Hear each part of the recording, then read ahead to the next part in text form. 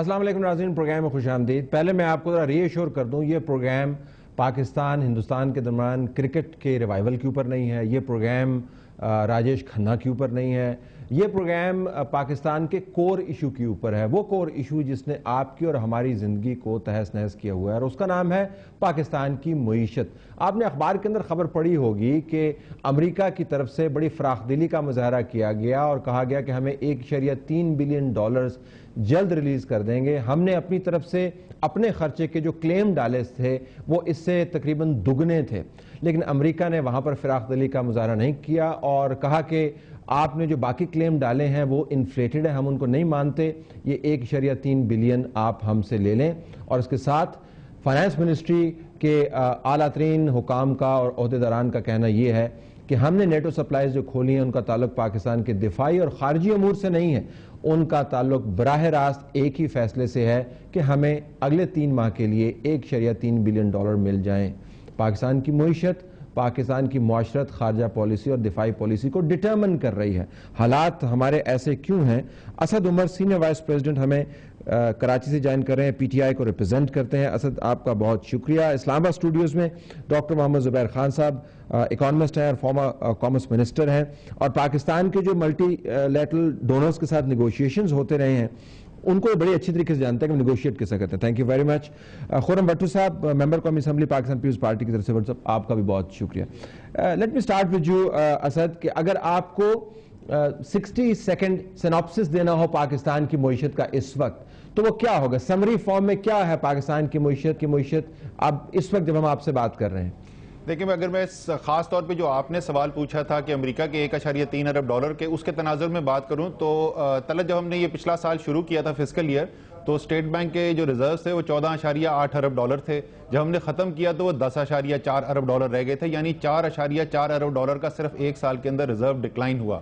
تو ریزروز تو تیزی سے ڈکلائن کر رہے تھے، لیکن یہ سوال آبویسلی پھر ہم بعد میں ڈسکس کریں گے کہ ایسے حالات پیدا کیوں ہوئے، اور $1.3 ارب اگر آ جائیں گے تو اس ریٹ کے اوپر ڈکلائن ہو رہا ہے تو 3 ماہ ہمیں اور ملتے ہیں، تو جب تک 3 ماہ گزر جائیں گے تو اس کے بعد کیا ہوگا، تو یہ ہمیں باقی پروگرام کے اندر ایکسپلور کرنا پڑے گا ان دونوں سوالوں کو۔ 3 مہینے کی کہانی ہے خرم بٹو صاحب، پاکستان کی معیشت کی 3 مہینے کی کہانی۔ ہم 3 مہینے گزارتے ہیں، 1.5 مہینے گزارتے ہیں، اور بڑے فیصلے جو ہیں وہ ہم اس وجہ سے نہیں کرتے کہ ان فیصلوں کا میرٹ کیا، وہ اس وجہ سے کرتے ہیں کہ ہمارے پیسے ختم ہو گئے۔ یہ کیسا آپ نے ملک چلایا بٹو صاحب؟ دیکھیے جی، تھینک یو، بسم اللہ الرحمن الرحیم، آپ کا بہت شکریہ۔ سب سے پہلے تو میں یہ کہوں گا کہ اس بات میں تو طلعت صاحب کو شک نہیں ہے کہ پاکستان کہ جو اسٹریٹجک سچویشن جو ہے اس وقت آپ کی، افغانستان ہے، ایران ہے، چائنا ہے، باقی کنٹریز ہیں، اور جن ایشوز میں آپ گھرے ہوئے ہیں اس حکومت کی وجہ سے نہیں گھرے ہوئے، بلکہ پچھلے 60 سال سے ہی جو حکومتیں آئی ہیں ہر حکومت کا اپنا اپنا ایک ایشو تھا جو اس کو فیس کرنا پڑا۔ اب اس سچویشن میں جب ہم یہ کہتے ہیں کہ ہم 4 سالوں کی بات کرتے ہیں کہ جی آپ نے کیا کیا، اس حکومت نے کیا کیا، اس حکومت نے جو میز لے سکتے تھے اکانومی کو بہتر کرنے کے لیے، اگر میں آپ چاہیں گے تو میں اس پہ تفصیل سے بات کر سکتا ہوں۔ آپ روز ایڈ چھپے ہوئے ہوتے ہیں، اس سے تصویریں لگی ہوتی ہیں، ان سے تو ہم پھر اگر سارے میز لیے تو حالات ایسے کیوں ہیں میری کہ امریکی پیسوں سے آپ 1.5-2 مہینے گزارنا چاہتے ہیں؟ میری عرض سن لیں۔ اب اگر یہ بات کی جائے کہ اس کا ملبہ ہم کسی اور پہ کریں تو میں ان میں سے نہیں ہوں کہ ہم کسی اور کر بھی نہیں سکتے جی، 4.5 سال کافی طویل عرصہ ہوتا ہے۔ دیکھیے، جب آپ 4.5 سال کی طلعت صاحب بات کرتے ہیں، آپ پاکستان کی ہسٹری کو اٹھا کر دیکھیں تو آپ یہ دیکھ لیجئے کیا کہ جمہوریت کے لیے وہ ہمارے اسکول کتنی دیر تک کھلے رہے ہیں، پارلیمنٹ جس کو آپ کہتے ہیں، اور جس میں سے ہم نے پڑھنا تھا، لکھنا تھا، اور جس میں سے ہم نے سیکھنا تھا۔ حاضری دیکھی آپ نے؟ اس اسکول کی حاضری جو ہے، میں حاضری پہ آپ کو بتا دیتا ہوں کہ یہ واحد پارلیمنٹ ہے بتائیں کہ پاکستان 100 سے زیادہ بل تو پاس کیے ہیں نا۔ چلیں، پتہ نہیں بل پاس کیا ہے، سر بل تو وہی پاس کرنا ہے جس سے ملک صحیح چلتا ہے۔ معیشت ٹھیک کیوں نہیں چل رہی؟ اور سادہ صاحب بتا دیں آپ کی ذمہ داری اس کے اندر کتنی ہے؟ 2 الفاظ بتا دیں، ذرا زبیر صاحب سے پوچھتے ہیں کہ کوئی ڈائریکشن ہے کہ نہیں۔ میں یہ سمجھتا ہوں کہ حکومت نے اب تک جو بھی ڈیسیژنز کیے ہیں ملکی مفادات میں کیے ہیں، اور آپ نے بات کی ہے پاکستان اور امریکہ کے ریلیشن شپ کی بات کی ہے اور ان کی فنڈنگ کے حوالے سے بات کی ہے، تو تو اس بات میں تو کوئی شک نہیں ہے کہ پاکستان کی ریلائبلٹی امریکہ پر بھی ہے اور دیگر کنٹریز پہ بھی ہے. وہاں سے بھی ہمیں ایڈ ملتی ہے. چائنا جو ہے وہ اب پاکستان کا بہت اچھا دوست ہے. چائنا کے ساتھ بہت سارے ایم او یوز آپ کے سائن ہوئے ہیں. مانگ تانگ کے گزارا کرنا ہے, مطلب کہ مل جل کے چلنا ہے. مانگ تانگ والا لفظ ٹھیک نہیں, مل جل کے چلنا ہے. اچھا چلے آپ رسپیکٹیبل طریقے سے چلنا ہے. پنجابی میں کہتے ہیں مویا نہیں آکڑے, آپ کسی اور طریقے سے بیان کر لیں. آکڑے والی بات ٹھیک ہے لیکن مرا نہیں ہے. نہ چلو آئیں جی اس کے اوپر کہ بڑی جان ہے جی ہمارے یہاں پہ, مل جل کے گزار لیں گے پاکستان کو, مسئلہ نہیں ہے. ڈاکٹر لا حول ولا قوت. دیکھیے طلعت, جو 4.5 سال میں جتنی ان کو موقع ملا ہے قوم کو حالات تبدیل کرنے کا, اتنا کسی کو نہیں ملا. یہ خود کہہ رہے ہیں کہ یہ پہلی دفعہ ہے کہ ایک ڈیموکریٹک گورنمنٹ اتنی دیر تک چلی, اور اس دوران میں اس حکومت نے جو بجٹ کے ذریعے جو اخراجات کیے ہیں وہ پچھلے 15 سال کے تمام حکومتوں کے ملا کر وہ اس سے زیادہ انہوں نے اخراجات کیے. اور ان کو جو وراثت ملی اکانومی کی, تو وہ مشرف کی میں گن نہیں کہوں گا, لیکن مشرف دور میں اکانومی نے بہت اچھی کارکردگی دکھائی. ایوریج ریٹ جو تھا تقریباً کوئی 5% تھا. اس سے بہت بہتر ہو سکتا ہماری وہ انفلوز آ رہے لیکن جو بھی تھے وہ اس کی وجہ سے چل رہا تھا. تو ان کو جس وقت اکانومی ملی ہے بہت اچھی حالت بھی تھی, صرف انفلیشن بڑھ رہی تھی.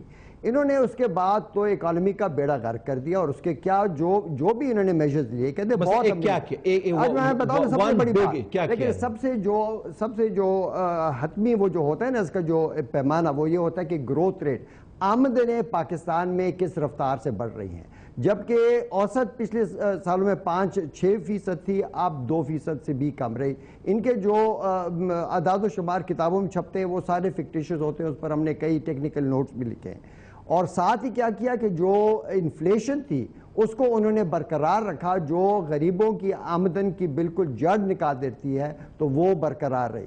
ہوا کیا کہ جو پاکستان کے جو فورن ایکسچینج کے ذخائر تھے وہ آہستہ آہستہ اب اتنی تیزی سے گر رہے ہیں کہ ان کی اتنی کمزور حالت ہو گئی ہے کہ اب یہ صرف $1 ارب کی خاطر ملک کے مفادات کو بیچنے واشنگٹن چلے گئے ہیں. اب یہ دیکھیں کمپلشن ان کی یہ حالت ہو گئی ہے. اور جیسے اسد نے کہا, یہ بالکل صحیح ہے کہ یہ $1 بلین سے ان کا کوئی کام پاکستان کے کوئی وہ بھی نہیں ہوں گے. جو اس جنگ سے جو نئے ہمارے مشکلات پیدا ہوں گے یہ اس میں بالکل ایک دن میں بہ جائے. اس پہ آتے ہیں کہ کنسٹرینٹس کی بات کریں. اسد صاحب لیٹس بی ریئلسٹک, پاکستان کی کنسٹرینٹس جو ہیں, جو بھٹو صاحب نے بیان کی, بیرونی حالات کس قسم کے ہیں, ماضی کے آپ کے پاس جو حوادث تھے یا برے ڈیسیژنز تھے وہ آپ کے سامنے ہیں, اور سیاسی حکومتوں کے لیے لیٹس آلسو ایڈمٹ اٹ مشکل ہوتا ہے ایک بالکل اپ رائٹ اور straight forward hard core black and white decision کرنا. ان کنسٹرینٹس میں رہتے ہوئے یہ حکومت کیا کر سکتی تھی کہ معاشی طور پر ہم اتنے ڈیپینڈنٹ نہ ہوتے جتنے اس وقت ہیں ایڈ پر؟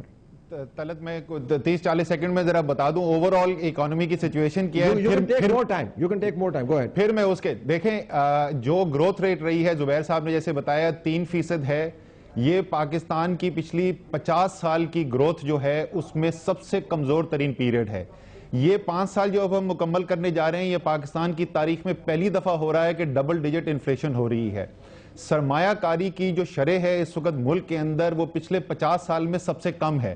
تو یہ بزنس از یوزول نہیں ہے. جو خرم بھٹو صاحب کہہ رہے ہیں کہ 60 سال کے اندر غلطیاں ہوئی ہیں, اس میں کوئی شک نہیں ہے, ہم اپنے پوٹینشل سے نیچے آپریٹ کرتے رہے ہیں, لیکن پچھلے 4.5 سال میں جو ہوا ہے وہ پاکستان کی تاریخ میں کبھی نہیں ہوا. اب سوال یہ پیدا ہوتا ہے کہ ہم کر کیا سکتے تھے اور جو ہماری کنسٹرینٹس ہیں. طلعت مجھے کوئی یہ سمجھا دے کہ پاکستان میں کون سی انٹرنیشنل پریشر ہے جس نے ہمیں روکا ہے کہ ہم جا کے پاکستان کے طاقتور طبقوں سے ٹیکس کلیکٹ کریں. آپ کو پتا ہے, ساری دنیا کو پتا ہے, ہلری کلنٹن سے جھڑکیاں کھاتے ہیں. ولایت میں پرائم منسٹر ہمارے خلاف تقریر کرتا ہے کہ یہ اپنے لوگوں سے, امیر لوگوں سے ٹیکس کلیکٹ نہیں کرتے ہیں. جہاں پہ ٹیکس کلیکشن کھڑی تھی وہیں پہ کھڑی ہے. حکومت پاکستان اپنے اخراجات کو کنٹرول کرے اور اسٹیٹ اونڈ انٹرپرائزز کے لاسز کو کنٹرول کرے. اس میں کون سی جیو اسٹریٹجک کمپلشن ہے جو ہمیں روکتی ہے؟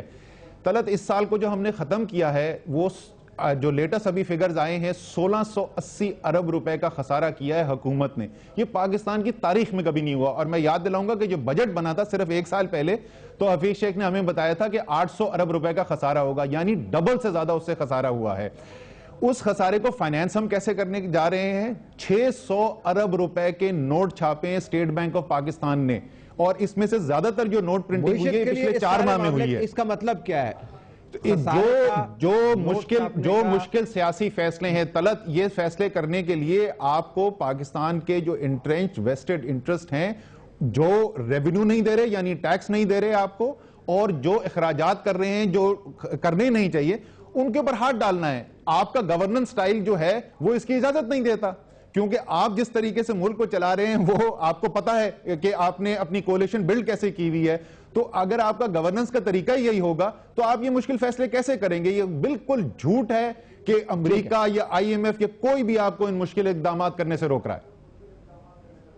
ملک چل رہا ہے ماہانہ، انداز ہے ہمارا شاہانہ، اور نوٹ چھاپ کے مسئلہ آتی ہے. نوٹ آپ چھاپ سکتے ہیں، آپ ڈالر نہیں چھاپ سکتے، اور آنے والے دنوں میں ڈالر نہ ہونے کی وجہ سے آپ کے ہونے ہیں مسئلے. امریکی آپ کو ڈالر دے رہے ہیں، لہٰذا وہ جو بات کہیں گے آپ کو ماننی پڑے گی. ایک تھیسس یہ ہے. بریک کے بعد واپس آتے ہیں ناظرین.